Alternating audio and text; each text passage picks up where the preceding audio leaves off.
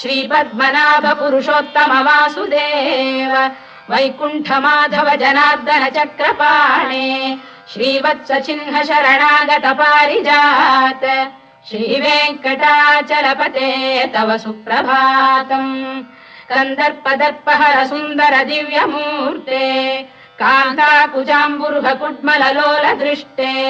कल्याण निर्मल गुणाकर दिव्य कीर्ते श्रीवेङ्कटाचलपते तव सुप्रभातम्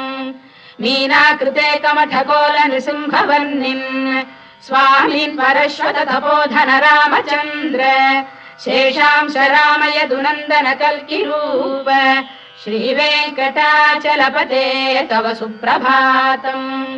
लेलालवङ्ग घनसार सुगन्धितीर्थम् दिव्यम् वियस्सरिति हेम घटेषु पूर्णम् धृत्वाद्य वैदिक